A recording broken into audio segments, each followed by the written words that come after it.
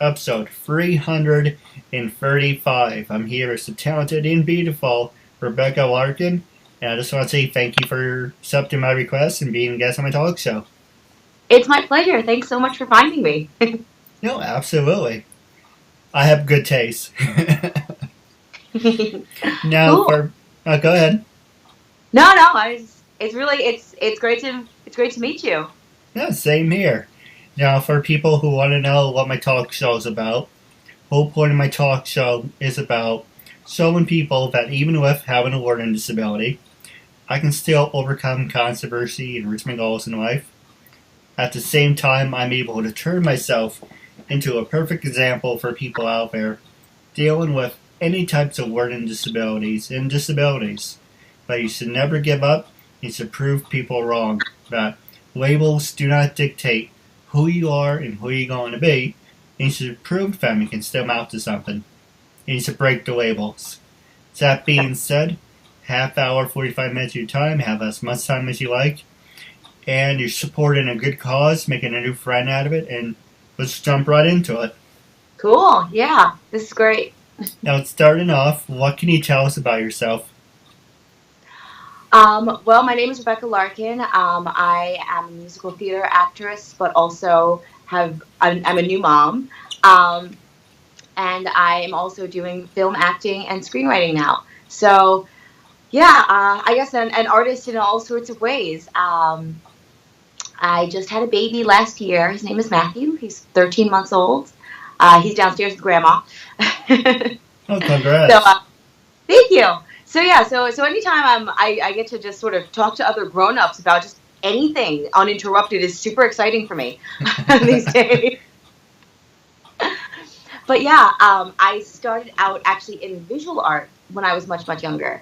Um, Mostly drawing and charcoals, and then I started doing cartoons for my college paper, and then I just sort of not abandoned it, but you get to a certain point sometimes where you're interested in something and you love it, and then you don't really know where to go. You get to a certain point you don't know where to go with it. And one of my professors asked me what I had to say as an artist. That technically speaking, I had gotten to like a really great point. And she was like, now, what do you have to express? And at that point, I was like, I guess if I was gonna say something, I would be singing. And then I was like, oh no, I was like, oh God, what am I? I already picked my major. So then I started doing, it's like, and I continued to sing my whole life, mostly doing choirs and taking private music lessons, playing piano and stuff. But then I started just sort of auditioning for some musical theater, and all of a sudden I was like, yeah, I think this is, like, it was really exciting. I love visual art, but it's very lonely, because you're in a studio by yourself for like hours and hours at a time. And I realized for me, I like talking to people. I like working with people.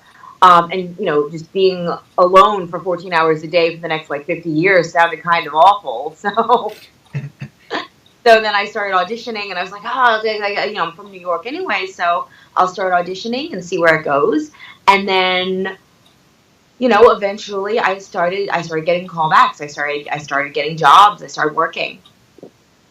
Yeah, you mentioned about 14 hours being alone. It's like it sounds like kind of like a punishment. I mean, it's like if you're, I guess everybody works in different ways. But I mean, for me, like if I was working on like a drawing or a painting or something, I mean, like I'm working on it. Like I can't be looking at things. I can't be talking to people. I can't have any other distractions. And that is how long that takes. So, which in some ways is great, but in other ways, again, I was like, that's like a lifetime of just being alone in a room. Ugh. I don't know. I was like, I don't know if I want to do that forever. Oh, I understand. Yeah. Now, I'm going to ask you, we're going to change it up. I'm going to save the easy questions so when we come back from the commercial. But Yeah. while we're on the subject, is what were some of your favorite films you starred in, number one, and how did you get your start as an extra? Um, as an extra. Yes. Okay. So I'd have to say that some of my favorite films that I've worked on. Well, I mean, most of the projects, yeah, the majority of the projects actually I've written. So it's hard to say exactly like which is my favorite because again, obviously you come up with an idea that you find really interesting and exciting. But right now, I'd have to say that my favorite one is the one that we just shot. We shot a short film that I wrote sort of about motherhood because there's so many changes that happen in terms of like changes to your body that you didn't expect and changes to how you see the world that you again didn't expect. And so I started to try to figure out like a way to talk about some of those things. So I wrote a short film right after I was pregnant, like literally, like I'd be like breastfeeding, he would fall asleep. I would sort of like leave him there, and then I'd be like typing with like one hand in the dark, like typing out this screenplay. Um, and we decided I started talking to a good friend of mine from grad school, this guy Justin Dowdy. Uh, we sort of reconnected actually, and decided to make a project together because he's a director. He went to film school there at SCAD, and I was like, we should make something. He's like, yeah, let's totally do it. So the premise is it's a single mom sort of being shoved back into the dating world. I'm not a single mom, but at the same time, I felt like that small arc of going from a place where where you're not sure how you feel about something, and again, like putting yourself out there in the dating world is sort of its own thing anyway, but then especially after you've gone through having a baby, how it's changed everything. And again, now you have a baby to take care of too. And again, how all of these expectations of society and expectations of yourself, and what it means to be a woman, what it means to be a mother, all of these things play off of each other. But again, and that sounds kind of heavy when I talk about it like that, but it's actually like a super funny, light kind of film because it's basically this woman's best friend sort of like giving her just like a nudge, the nudge that she needs, like out, to get back out in the world a little bit. So it's super fun. I wrote it for me and my best friend, Stephen Ehrlich, who who's another actor, and we've been spending a lot of time together, and he'd been super helpful, just coming over and spending time with me and with my son Matthew. And I just thought it would be like, if we're gonna make something, why not make it with your friends? And yeah, so I thought that would be cool. Yep, absolutely. So yeah, so actually we shot it last month. We're still in post production now. We actually our hashtag is the Rub Film, hashtag the Rub Film. So yeah, so we're starting to put together some cuts. Yeah, I'm really excited about what we wind up making. Hey, if you're ever interested, I would love to work with you if that's a possibility. Yeah, that'd be super. Really, that'd be super. But yeah, and so doing extra work, I the first extra experience I ever had was like years and years ago. I got a random phone call from like a New York office. It was like the message was like kind of like I couldn't hear it very well, and so it was kind of weird because I actually don't even know what company it was, like which thing, because I had signed up for it such a long time ago. I was really surprised to get the phone call, but they were like, they needed to turn the Javits Center into like an Indonesian airport, right? Like an episode of what was it, SVU, or it was one of the Law and Orders. It was the one with Vincent D'Onofrio. And I remember that specifically because like obviously he was there and a lot of the other stars were there, and I just remember him being super duper tall, like which we were surprised by, like, but yeah, so basically they were looking for as many Asian people as they could find in New York to fill this space with to make it look like an Indonesian airport. So they put us all in, and we're just groups of people walking from like point A to point B. Whatever, cool, let's do it. And there was one point where the director, like, there was like a press conference or whatever, and the director had, like, like crowds of people looking at this press conference, and like cameras and reporters and all this stuff, and he wanted like more noise, and he kept saying things like more noise, more hubbub, more whatever, right? And so, like, I'm trying to give him whatever it is he needs, but I'm thinking to myself, well, like, my voice, my perfect English accent to, American accent, like, is probably going to like screw up whatever they're trying to do. So I start yelling in like the Asian voice, the offensive Asian accent that like I sort of just like made up or whatever, like for laughs with my friends or whatever. I started just like yelling stuff in that because I was like, well, that'll like blend in better. It'll sound better than what what I sound like or whatever, because I'm trying to help. So I started yelling stuff because, like, there's this white, there's this middle-aged white guy who's, like, in trouble in Indonesia. Gee, I wonder why. So I started yelling. I was like, why are you touching a little girl? Why, well, women no age. Why they not like you? I started to, do, free form, like, yelling stuff. And all of a sudden, I realized that everybody around me is, like, breaking. Like they're all starting to laugh and not doing anything. Like, and all of a sudden, I was like, and I can, like, see it, like person after person, like, rippling out from me. And all of a sudden, I'm like, I was like, oh, my God, fired. I'm completely ruining this show. I'm just trying to help. I don't know what I was like, ah. So that was my first foray into extra work. So whatever happened, so everyone just broke away, and did he get in trouble, or did he say... No, I mean, I guess, like, they kept doing others, like, they kept retaking it, and so I guess it was okay, but... Yeah, I thought it was really good. Now, the next question I was going to ask you is, did he get the chance to take any pictures with the stars? Did he get the chance to talk to the stars?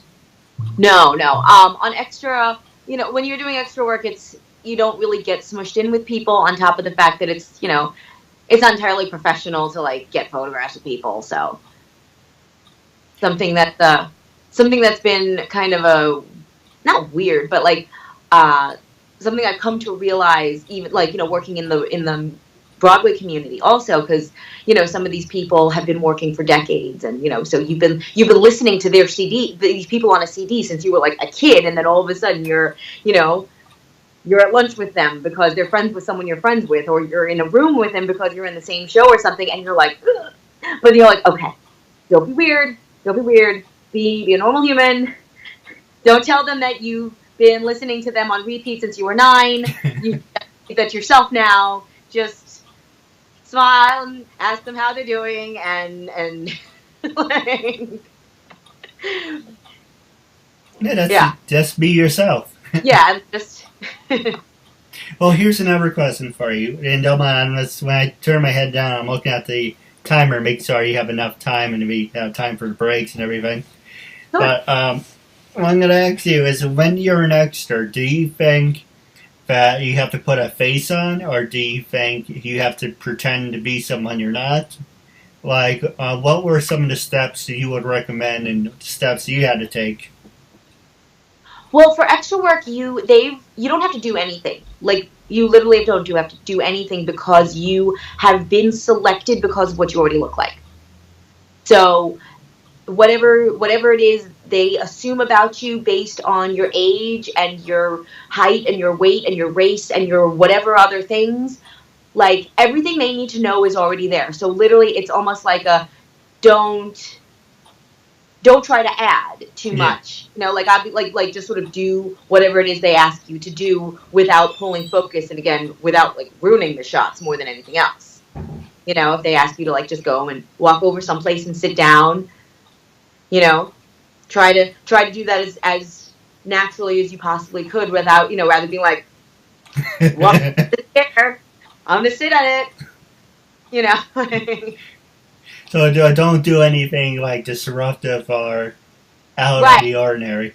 Right. I mean, and that which sounds easy, but it's actually alarmingly hard to do, actually, because like whenever anybody's like put on the spot to do something, your sort of first instinct is, okay, you asked me to do, and also especially when you're when you're acting or you're doing something where you volunteered to do this, you care about it, you're trying to do a good job. So there's that energy of trying to do a good job too, that you have to try to like not do, but sort of do in a mellower way that Right. that's not just like you walking over. But that would be pretty funny, though. Well, Now, like unless it's like a comedy where they want everyone to walk like that. that's true. Now, we're going to take a quick commercial break, and then when we come back, I'm going to ask you some easy questions, and then I'm going to pass it over to you. Okay, great, thanks. A message for yourself or as a gift for someone else. For personal connections, shoutouts, birthdays, proposals, weddings, and much more. Enter your details about yourself so the celebrity can record a personal video message especially for you, including details such as your name, age, birthday, hobbies, or whatever else you include. As soon as the video has been recorded, you'll get an email with your link so you can share it on social media or download and keep it. Celebrities record videos as and when they can, usually within 2 weeks. But if you want a video for a specific date and it does not look like it will arrive in time, you can cancel it and get an instant refund at the click of a button. There are hundreds of celebrities to choose from and many more joining every day. Search by category or genre, buy a gift voucher, get updates and offers, and encourage your favorite celebrities to join so they can connect with fans in a fun and unique way. Raise money for their charities and much more. So order your video now for yourself or for someone else. I'm so bored.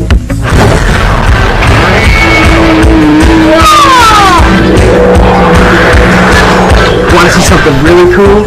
Yeah! Now you'll never be bored again with Loot Crate, a totally bodacious mystery box packed with awesome toys, radical games, and other surprises. And the best part is, you can get Loot Crate delivered right to your door. So don't delay. Ask your parents and order today. Everything okay in there? Yeah, everything great. I love Loot Crate. Batteries not included. Ladies and gentlemen, welcome back. I am your host, Keith Andrew. Along here is the talented and beautiful Rebecca Larkin. And I just want to say thank you for staying with us. My pleasure. Glad to be here. Now, before we pass the show over to you, I have a couple easy questions for you. And the first one is, when you went to college, were you a study nerd or party animal? And did you ever get the chance to do one of those human pyramids, or not into the whole human pyramid stuff? I did not ever get to do a human pyramid, mostly because I don't particularly like being... I'm small, so I would have been thrown on the top of it, and I don't want to be put on the top of it. I was a cheerleader when I was in high school and junior high school, and I really liked the cheering and the dancing. I was not thrilled about the stunting, like the throwing and the... I love that stuff. I'm a loser. Like I love watching other people do it. Like I don't like being thrown. But yeah, I'd say I don't know. I'd say I in college I was able to sort of do both. I did some studying. I did some work. I did some partying. So you're a little bit of everything, right? Yeah, try to balance it out. Try to do everything. Now, for the pyramid stuff, would you be interested in doing some? Because I was trying to get a group of people together to do some different records, YouTube records, and I was wondering if you would be interested. I would not be interested in being on a pyramid in any capacity. Just throwing it out there. One of the things that for me that's been sort of not hard, but like that always seems to come up in musical theater is, again, because I'm short. I'm a little bit under 5'2", so I'd be in like cast in a show, and obviously like as a singer, and I do some dancing or whatever, but like choreographers will like always look at me, and like I'm kind of short, and I guess like my build reminds them of like a gymnast or something, so like I could see like a flash in their eyes when they see me, and they'd be like, I'd be like, oh, don't get excited. All the things that you're imagining that I'm gonna like be like flipping and do, just short. Hey, never say never. Now, the next question I was going to ask you, actually, yeah, the next thing we were talking off the air, but I do want to talk about on the air, is you mentioned you were a teacher. How many years have you been a teacher, and how did that come about? How do you find time to balance out teaching kids from being a teacher to also you want to be an actress? I've been teaching for actually a very long time, like on and off. I taught private music lessons for a while, like in my early 20s. Um, I would teach private voice, and I taught private, like a little bit of like beginning piano. Um, and then a few years ago, actually 7 years ago, I started. A friend of mine asked me to volunteer to teach with this organization called Revolucion Latina, which is an organization that gets artists together and provides a free performing arts camp for a week for underserved communities, mostly Latino kids, who don't, who they wanted to really be able to expose to the arts, singing, dancing, acting, all these different things. So I started volunteering with them during their camp weeks, and then that's how I actually met some of the people who asked me to teach with them now. The program is called Econos Kids, and we do, like again, they do. I'm the one who teaches musical theater. They have dance teachers. They do modeling. They do all sorts of other things.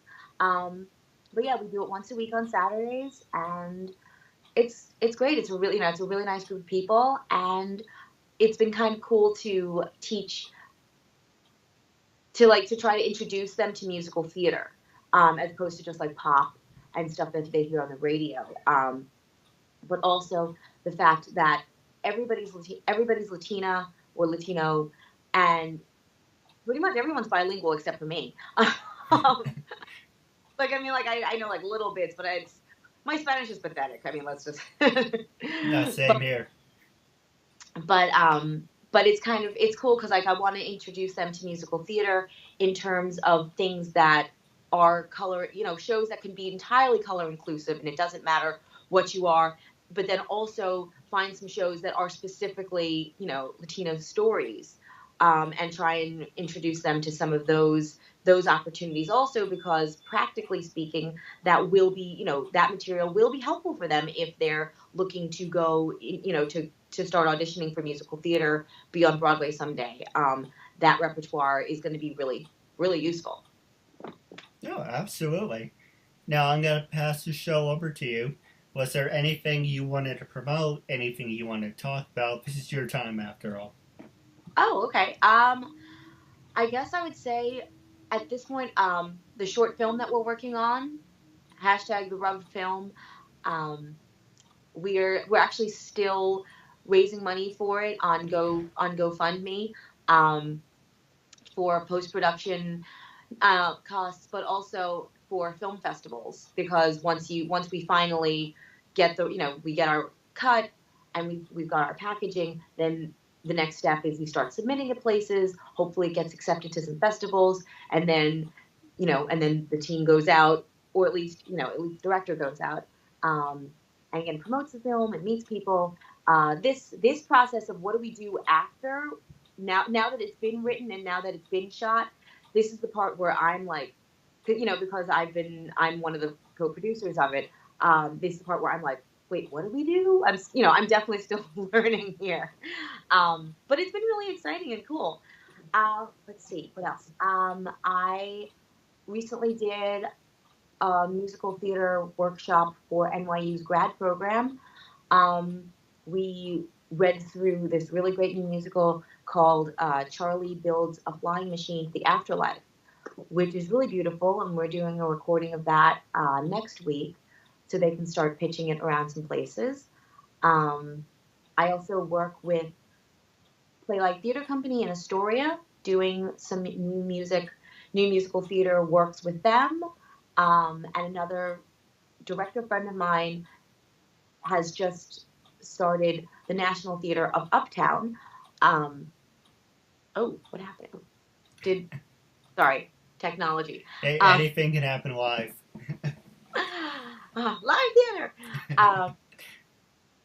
Yeah, my friend Nick Manas, he and I did actually an Avenue Q right before I got pregnant together. And he started the National Theater of Uptown, which is starting to promote new works again in the Harlem area, which is he's been talking about some really exciting things. So yeah, I think that's about it that I can think of offhand of stuff that's going on right now. It's been a new sort of world trying to figure out doing musical theater, but also now not being able to leave to do musical theater, trying to do it in New York now that I have a family, and then also starting to audition for TV and film more, which has been super cool. But just I've been learning a lot of things lately. Hey, it's nothing wrong with that. Yeah. The one thing I do want to promote, and if you're interested, maybe you would like to buy some, is when we talked to come out to break, you wanted to ask me about my talk show, so this is the perfect time to show off what I got. I made one of the official KeithAndrewNetWork hats. It comes in the vest color. It comes in blue and yellow, purple and white. I wanted the circle, but unfortunately I couldn't get it, so I got the shield instead. Nice. So they got the hat, and also, if you're not a hat person, we got one of the official KeithAndrewNetWork t-shirts. So we had the cursive front, and it says 2013 because 13 is a lucky number in the Jewish community. Yes. I'm Jewish too, actually. Oh, you are? Yeah. Hey, you learn something new every day. So 13 is a lucky number, and on the back has my birth date, 88, and it says never give up and prove people wrong. And for people who don't want the hat or shirt, I do have the dog tags. One's in, I'm just lazy. I'm too lazy to pick it up. But it's just across the room. It's basically a dog tag. It goes with the shirt. It says KeithAndrewNetWork. Then I have one of the sun. Yeah, actually, it's right here. I can show you. Yeah, I was about to say, I want to see that now. So I have two of them. I have one that goes with the shirt. That's, move the chain out of the way. KeithAndrewNetWork. And that goes with the shirt and the hat. My next item that I want to be official. This is my official logo that I'm now using. Oh, that's nice. And soon, unfortunately, this is what I wanted for my hat. But I can't get that symbol on the hat. So I'm working on the shirt. So you had the dog tag, and then you have the shirt with the symbol.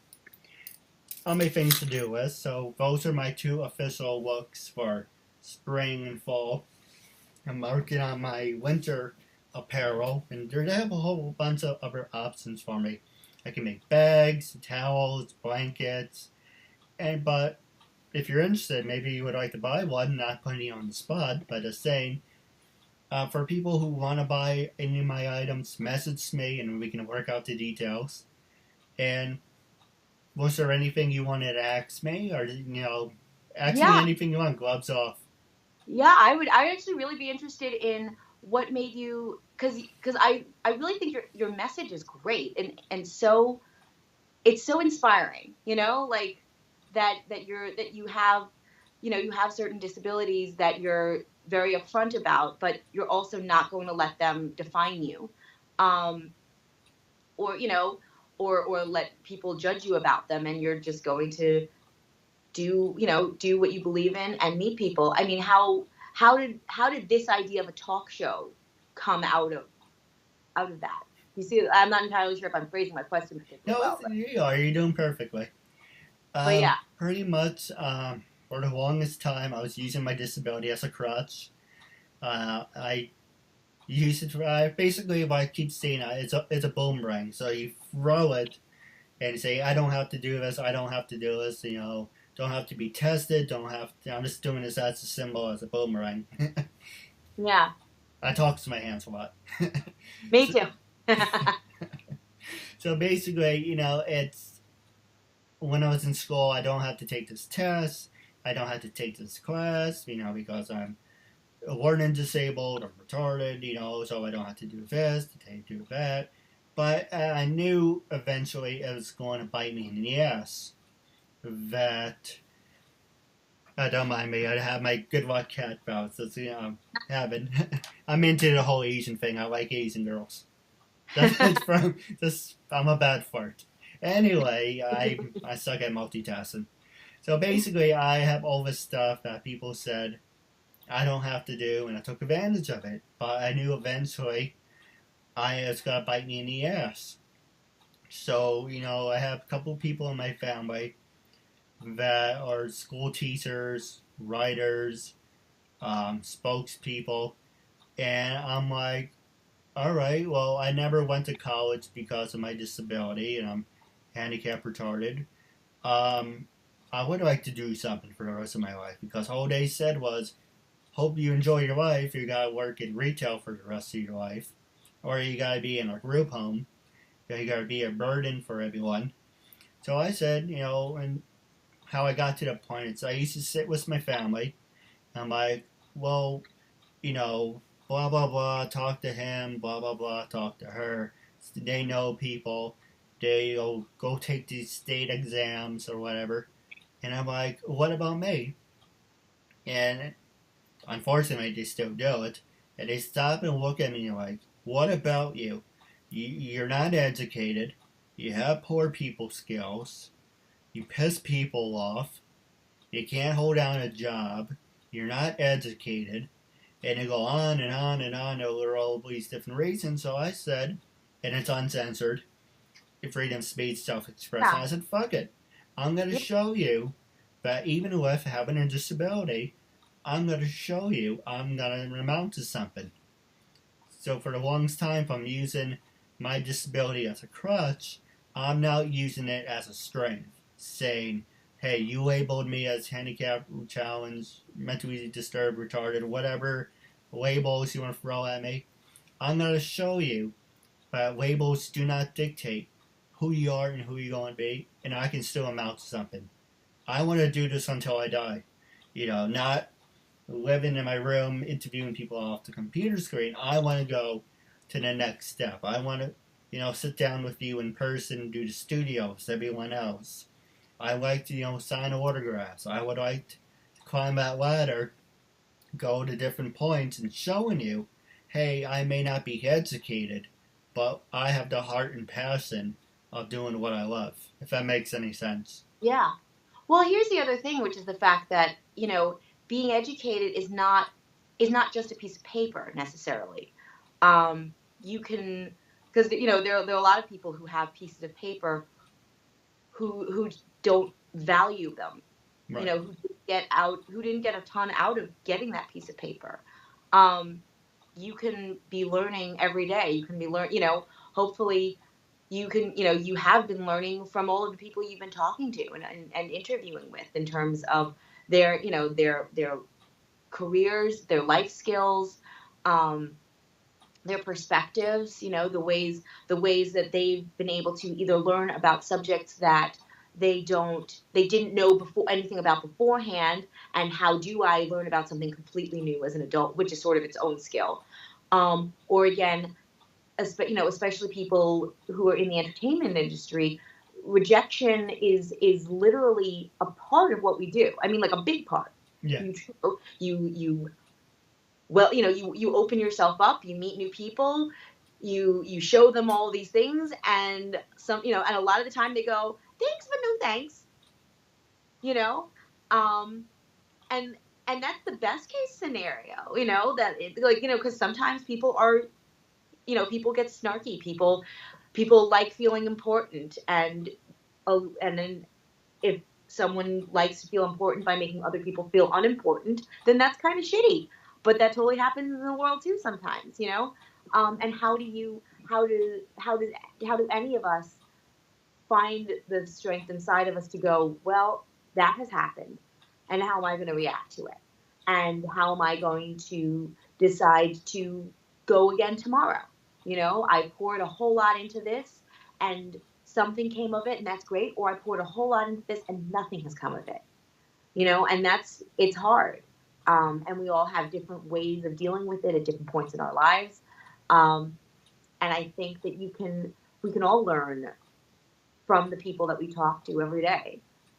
You know, a new perspective, a way of looking at things that we hadn't thought of that can be of value. So in terms of being educated, no one's ever done being educated.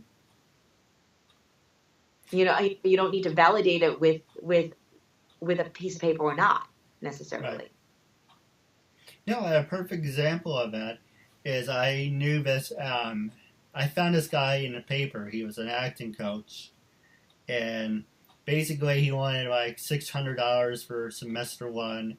Then he wanted $1,200 for semester two. And long story short, after you took the classes, you got this little certificate saying able to be an actor. And a lot of people I said that to is like, that's the stupidest thing I ever heard, because you're just paying to be trained.